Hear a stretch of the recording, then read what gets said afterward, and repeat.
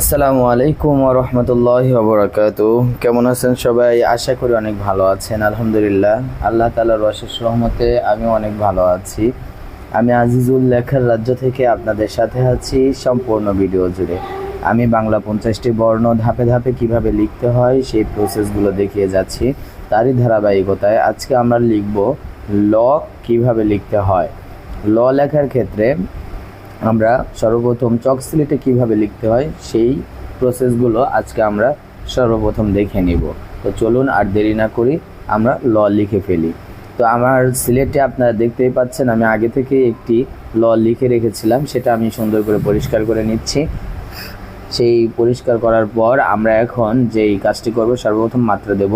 তো আমি হাতে একটি চক নিয়েছি, চকটি দিয়ে আমি সুন্দর করে একটি মাত্রা দিয়ে নেব। আমি একটি মাত্রা দিয়ে নিলাম। মাত্রা দেওয়ার পর আমাদের যে কাজটি হবে সেটি হচ্ছে এখানে আমরা নিচে সুন্দর করে বিন্দু আকারে গোল করব। গোল করার পর ওপর দিক নিয়ে ডান দিকে বাঁকা করব।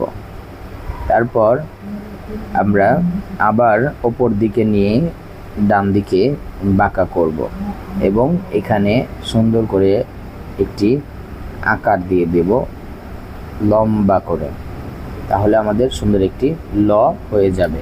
তো এরকমভাবে আমরা আরেকবার চেষ্টা করি আরেকটু সুন্দর করার জন্য। আমরা সর্বপ্রথম মাত্রা দেব।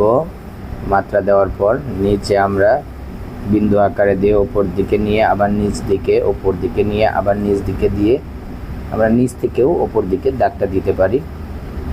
তো এই আমাদের ল হয়ে গেল চক সিলেটে। তো চলুন বন্ধুরা এবার আমরা দেখে নেই পেন্সিল এবং খাতায় কিভাবে ল লিখতে হয়। তো বন্ধুরা পেন্সিল এবং খাতায় লেখার ক্ষেত্রে আমাদেরকে এরকম একটি পেন্সিল প্রয়োজন এবং বাংলা খাতা প্রয়োজন।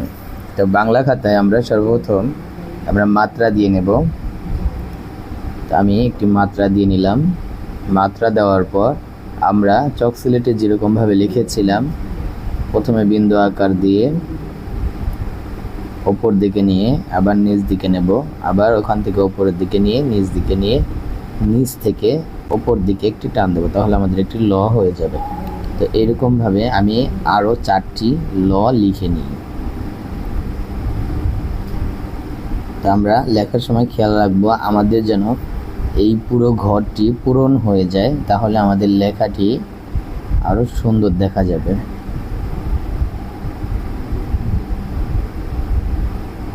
আমরা লেখার সময় আস্তে আস্তে লেখার চেষ্টা করব, ইনশাল্লাহ আমাদের লেখা অনেক সুন্দর হবে। তো আমি 4টি লিখে ফেলছি, আর একটি লিখে ফেলব।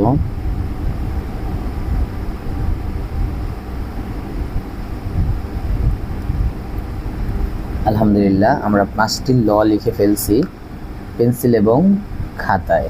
তো বন্ধুরা চলুন এবার আমরা কলম এবং খাতায় কিভাবে লিখতে হয় সেই প্রসেসটি দেখে নেই। তো বন্ধুরা আমরা পেন্সিল এবং খাতায় লেখার পর আমরা এখন কলম এবং খাতায় লিখব। কলম খাতায় লেখার জন্য আমাদেরকে অবশ্যই একটি জেল পেন প্রয়োজন। আজকে আমার কাছে জেল পেন না থাকায় একটি অন্যরকম কলম নিয়েছি, দেখি এটাতে কিভাবে লেখা হয়। তো আমরা সর্বপ্রথম একটি মাত্রা দিয়ে নেব। মাশাআল্লাহ জেল পেনের মতো আঁক ধরছে। তো তারপর বিন্দু আকার দিয়ে ওপর দিকে টান দিয়ে নিচ দিকে দেব, আবার ওপর দিকে টান দিয়ে নিচ দিকে দিয়ে আমরা ওপর দিকে দাগটি মিলিয়ে দিয়ে একটু মাত্রাটা বাড়িয়ে দেব। তো চলুন আমরা আরও 5টি লিখে নিই।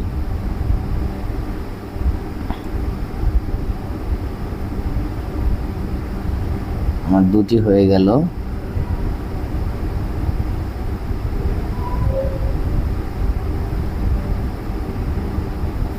তিনটি লিখে ফেললাম।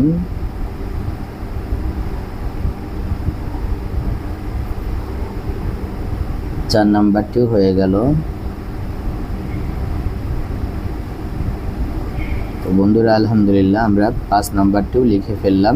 তো এরকমভাবেই আমরা চক সিলেট এবং পেন্সিল খাতা কলম খাতায় কীভাবে লিখতে হয় আমি আজকে দেখিয়ে দিলাম। তো ইনশাল্লাহ আপনারাও আস্তে আস্তে এরকমভাবে লেখা ট্রাই করবেন। আশা করি অতি দ্রুত লেখা শিখে যাবেন। সবাই ভালো থাকবেন, সুস্থ থাকবেন। আমার পুরো আগের ভিডিওগুলো যারা দেখেননি তারা পূর্বের ভিডিওগুলো দেখতে পারেন, ইনশাল্লাহ অনেক উপকৃত হবেন। আসসালামু আলাইকুম ওয়া রাহমাতুল্লাহি ওয়া বারাকাতুহু।